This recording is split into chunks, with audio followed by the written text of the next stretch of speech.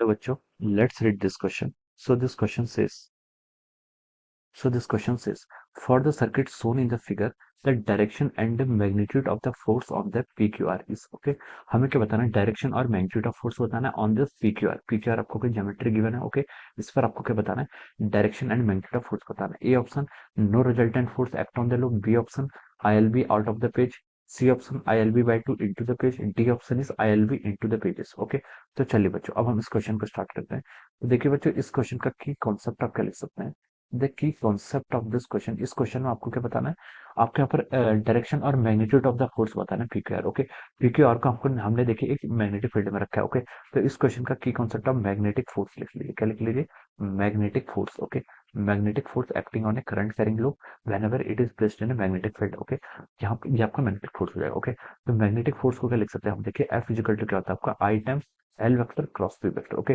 This is the direction, okay.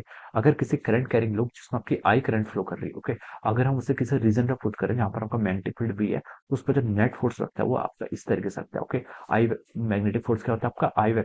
I times L vector cross P vector, okay. ये हम क्या करते हैं यहाँ पर से लिखते हैं, ओके. अब देखिए इस क्वेश्चन को प्रोसीड करते हैं. क्वेश्चन में देखिए आपको क्या गिवन है? क्वेश्चन में देखिए आपको ये एक आपकी एक इस तरीके से कोई ट्रायंगुलर क्या ज्योमेट्री है, okay. This is a triangular geometry. ये आपका क्यू है, ये आपका पी पॉइंट है. This point is R, okay. ये आपके प्लेस्ड है किसी एक यूनिफॉर्म मैग्नेटिक फील्ड, ओके.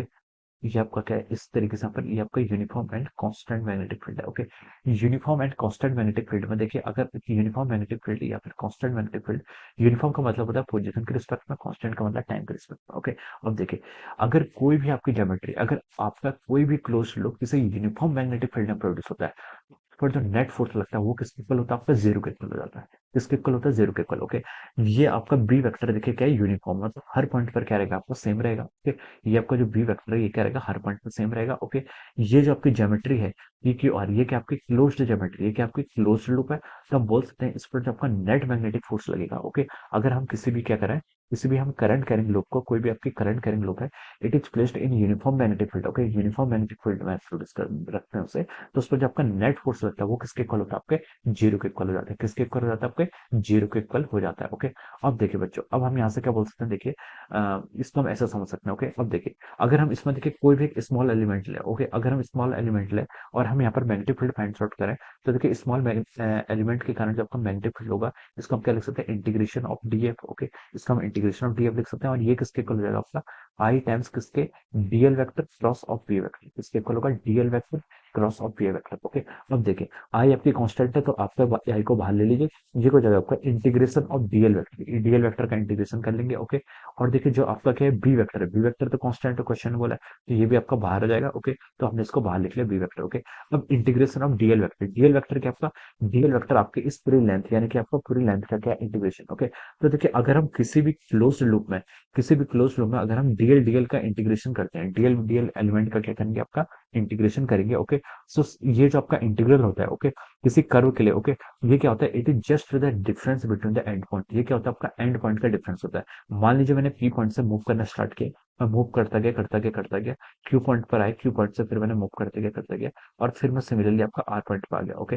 तो देखिए मैं जहां से अपनी जर्नी स्टार्ट की थी, मैं उसी पॉइंट पर आ गया, ओके. और डीएल क्या? डीएल इज अ डिफरेंस है. डीएल क्या कहलाता है? DL is a difference between the end point. तो आपका एंड पॉइंट और इनिशियल पॉइंट दोनों क्या कर रहे हैं? आपके कोइंसाइड कर रहे हैं. तो हम यहाँ पर क्या लिख सकते हैं? जो आपका डीएल का मैग्नीट्यूड होगा, ये डीएल वेक्टर है. अगर सिर्फ डीएल होता फिर तो आप देखिए उसकी सरकमफेरेंस निकल लेती. ये आपका क्या है? डीएल वेक्टर है.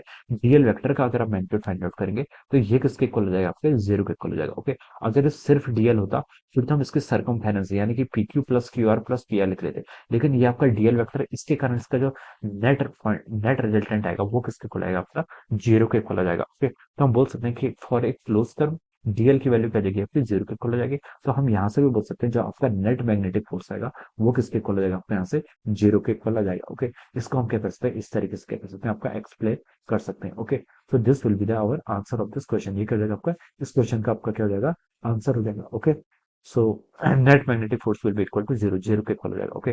तो देखिए ऑप्शन से मैच करते हैं. ए ऑप्शन में लिखा है no resultant force act on this loop. तो यही ऑप्शन क्या हो जाएगा? आपका करेक्ट ऑप्शन हो जाएगा. ऑप्शन बी आपका रॉन्ग है.